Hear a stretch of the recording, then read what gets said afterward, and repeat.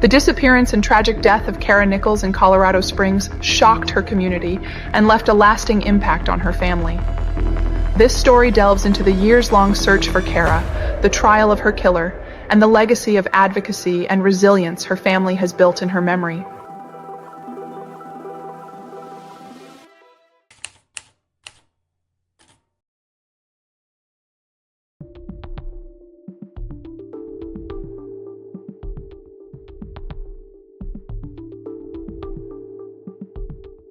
On October 9, 2012, Kara Nichols, a vibrant 19-year-old aspiring model, vanished without a trace from Colorado Springs, Colorado. Her disappearance marked the beginning of a decade-long nightmare for her family, who tirelessly advocated for answers. Described as magnetic and full of potential, Kara had dreams of pursuing a career in modeling, makeup artistry, or cosmetology, but her life was tragically cut short. Kara's parents, Julia and Paul Nichols, reported her missing after she failed to return home. They feared the worst but clung to hope that their daughter might one day walk through their door. This emotional torment continued for nearly a decade until February 2022, when Kara's remains were discovered buried on a property in El Paso County. The grave, disturbingly, was located atop a horse burial site.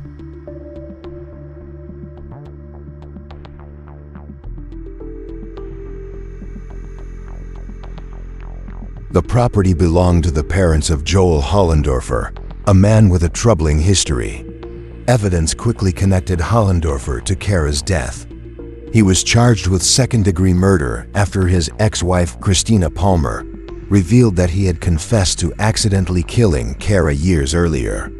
She claimed that his parents were also aware of the crime, but took no action.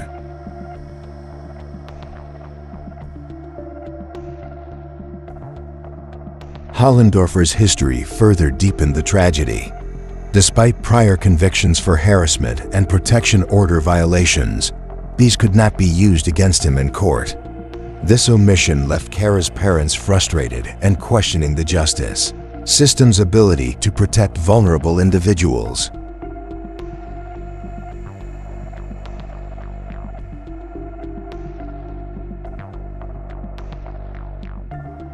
During the trial, Hollendorfer's defense claimed that Kara's death resulted from an accident during an encounter involving drug use and asphyxiation. This argument painted an unflattering picture of Kara, portraying her struggles with mental health and addiction as central to the incident. Her parents were devastated by this narrative, describing it as dehumanizing and deeply painful. The discovery of Kara's remains brought some closure to her family, but opened wounds anew. Her father, Paul, recounted the moment they were told about their daughter's shallow grave. It smacked hard. "We spent 10 years fearing the worst but hoping for the best."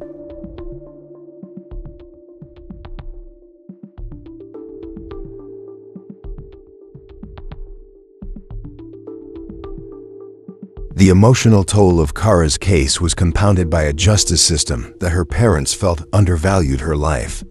They hoped for a murder conviction and a life sentence for Hollendorfer, but the jury ultimately convicted him of manslaughter.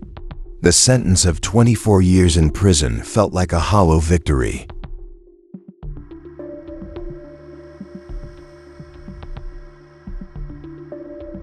Throughout the years of uncertainty, Julia and Paul worked tirelessly with organizations like the National Women's Coalition Against Violence and Exploitation, NWCAV, to keep Kara's case in the public eye. Their persistence ensured that Kara's story would not be forgotten, even as they fought against a system that seemed indifferent.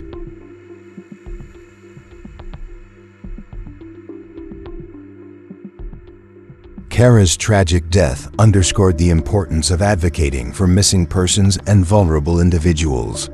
Her story continues to inspire efforts to address systemic issues and prevent similar tragedies in the future.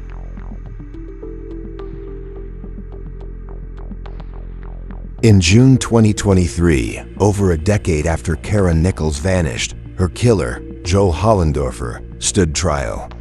The proceedings were fraught with emotional testimonies, conflicting narratives, and a spotlight on systemic failures.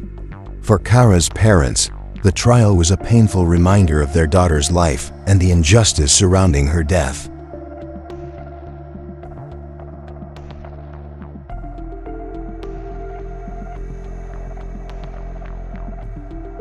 Hollendorfer's ex-wife, Christina Palmer, provided pivotal testimony. She recounted his 2014 confession, where he admitted to accidentally killing Kara during an encounter. Her testimony revealed that Hollendorfer's parents knew about the crime, but chose silence over accountability. Despite these revelations, no charges were brought against them.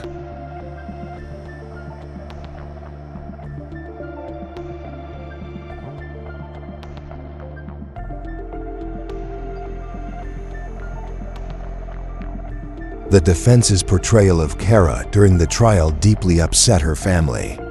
Her struggles with mental health and addiction were used to diminish her character, framing her as an unworthy victim. Paul Nichols described the experience as heartbreaking, saying, "Imagine being her parents in that situation. It was awful."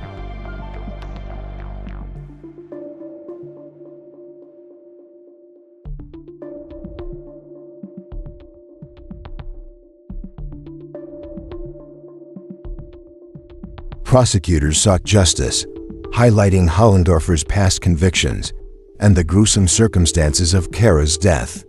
However, the jury could not convict him of second-degree murder, instead finding him guilty of manslaughter. This verdict, coupled with a 24-year sentence, left Kara's family feeling betrayed by the justice system.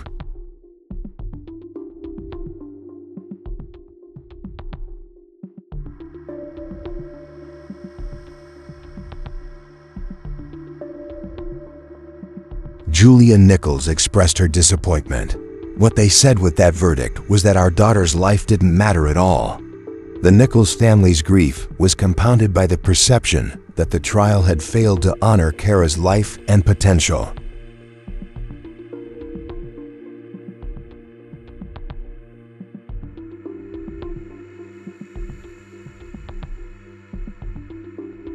Despite their pain, the Nichols family remained steadfast in their advocacy. They worked to ensure that Kara's story would serve as a cautionary tale and a call to action. Collaborating with organizations like NWCAVE, they raised awareness about the importance of media exposure for missing persons.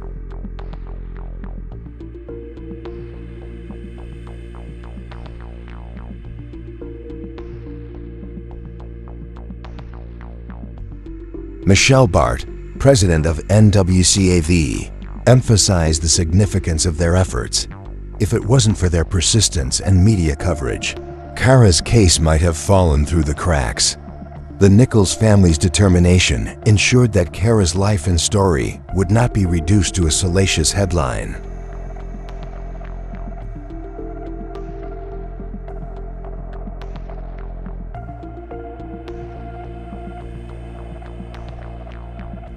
In remembering Kara, her parents highlighted her vibrant personality and dreams. Julia described her as the center of our family, while Paul spoke of her ability to light up a room. Kara's aspirations, whether in modeling or cosmetology, were a testament to her creativity and resilience.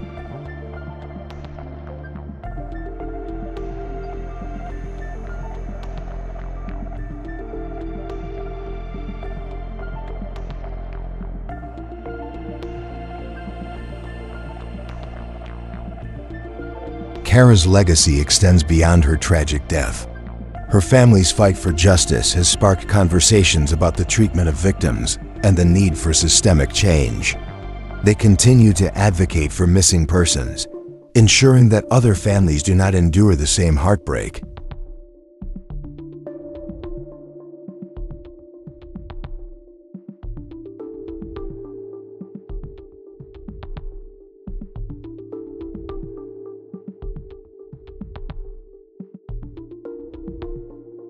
The sentencing of Joel Hollendorfer marked the end of a long chapter in the Nichols family's journey, but left many questions unanswered.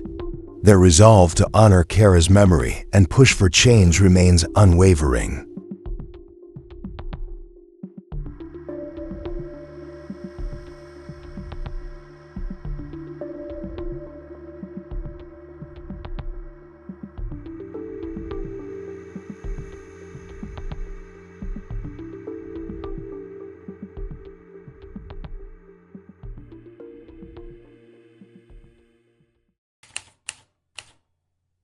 Today, we're diving into a case that's incredibly sad and really complicated. It's the disappearance and death of Kara Nichols. Oh, yeah. This one is really hard. Yeah, it's a rough one. It really is. I may have heard about it. This case was all over the news for almost 10 years. Yeah. Kara was this 19-year-old aspiring model, and she was from Colorado Springs, just full of life, full of dreams, Yeah. But then, on October 9th, 2012, she just disappeared.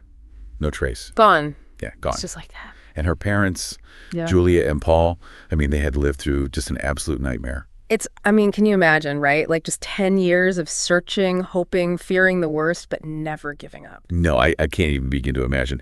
And, the sources we've gathered for this deep dive, they really show the emotional toll of all those years, Yeah. There's this one quote from Julia where she talks about just living with this hole in your heart, this constant ache that never goes away. Yeah. And they never stopped looking for Kara. But in February of 2022, the mystery took a really tragic turn. That's when they found her remains, right? Buried on this property that was being used as a horse burial site. Yeah. And the crazy thing is the property was owned by, get this, Joel Hollendorfer's parents. And he's the man who ended up being charged with her death. Wow. Okay. So that's pretty incriminating right there. Right. Yeah. So, okay, let's talk about Joel Hollendorfer for a minute. Like, what was the evidence? What made the investigators zero in on him? Well, there were a few things. Obviously, the location of Kara's remains on his parents' property, that's a huge red flag right there. Yeah, that's not a good look. No, not at all. And then there was some digital evidence, too, like cell phone records, things like that put Kara near the property on the night she disappeared. But the most damning piece of evidence, that came from a totally unexpected source. Okay, so we've got the location, we've got some cell phone records, that's already kind of bad. But who was this unexpected source? His ex-wife, Christina Palmer, she came forward and said that back in 2014, Hollendorfer confessed to her. He told her he killed Kara. What? He just came out and admitted it? He said it was an accident. Oh, okay. Yeah, said it happened during some kind of drug-fueled thing that went wrong, and he panicked and buried her. So he told her all that back in 2014? Yeah. That was like 2 years after Kara disappeared. Wow. So, with a confession like that, that must have been a major break in the case. What happened after Christina Palmer told the police? Well, that confession, along with all the other evidence, that was enough for them to arrest him and charge him. They got him with second-degree murder. Okay.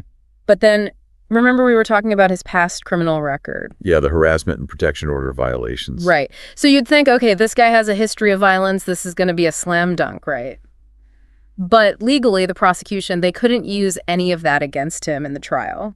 Wait, why not? That seems like pretty important information. Especially if they're trying to prove he was capable of hurting Kara? Yeah, it does seem like it should be relevant, right? But it all boils down to this legal thing. They call it prejudicial value versus probative value. So I'm guessing those are legal terms? Yeah.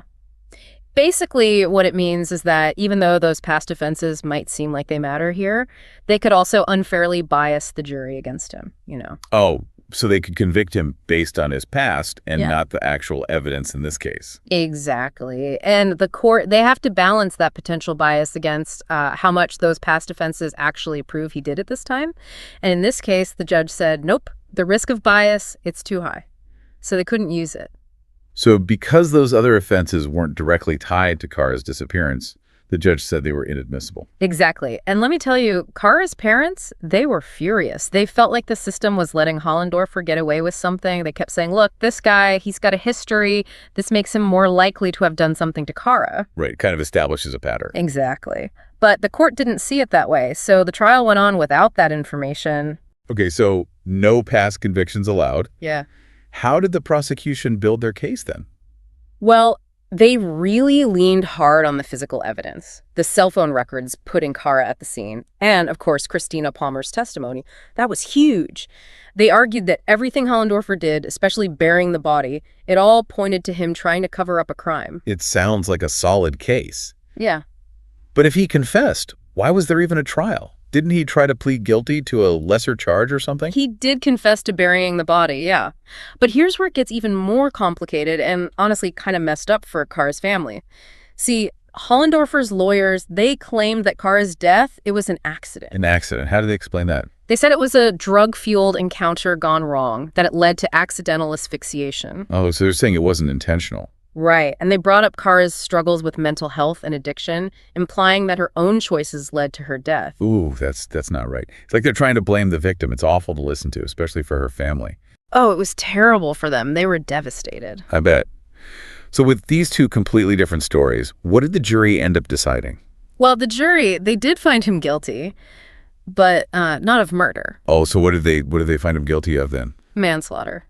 Okay, so that's obviously a lesser charge. Yeah. So I guess the defense, their argument about it being an accident, maybe that's what swayed the jury. Yeah, it seems like it. So what was the sentence for manslaughter? He got 24 years in prison. 24 years!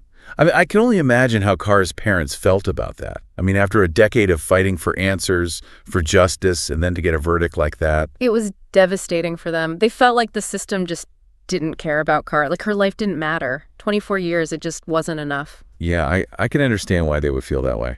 There's this quote from Paul, Kara's dad, that really captures their anger. He said, "This wasn't justice. This was a slap on the wrist for a man who took our daughter's life and then tried to smear her name to escape responsibility." That's powerful. And, you know, this whole thing, it brings up a much bigger issue. Like, how does our legal system handle these cases? You know, where you have two totally different stories about what happened, and it's so hard to figure out the truth, the intent, who's really to blame. Yeah, it's incredibly complex. And, you know, we've talked about the years of uncertainty, the pain of finding out what happened to Kara, but there's another layer of trauma here.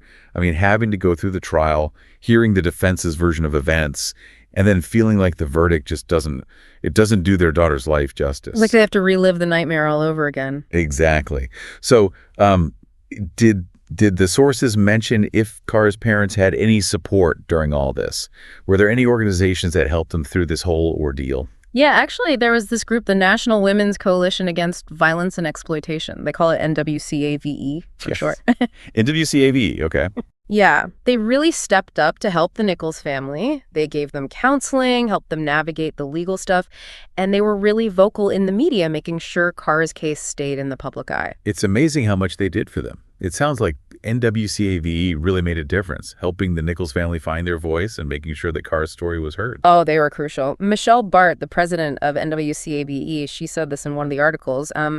Without their relentless efforts to keep Kara's story in the public eye, this case might have easily faded away. They refused to let that happen. It's so inspiring how they wouldn't give up. Yeah. So besides working with NWCAV, what else have Kara's parents done to keep her story out there and advocate for change? They've been really active, talking about the need for better support for families of missing people. You know, they've spoken at conferences, done a ton of interviews, and worked really hard to raise awareness about the systemic problems that lead to these kinds of tragedies. It's incredible how they've turned their grief into action, pushing for real change. Yeah, it's remarkable. But let's shift gears a bit. We've talked a lot about the legal battles and the advocacy work, but let's talk about Kara herself. Who was she, you know, as a person beyond this tragedy?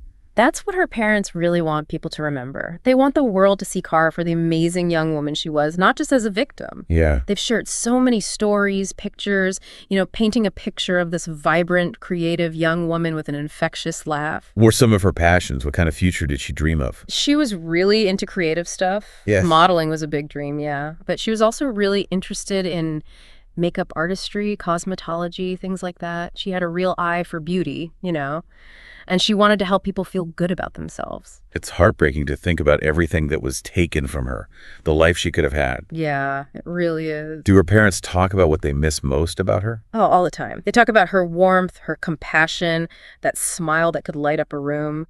Julia said, "I miss her laughter the most. It was like music to my ears."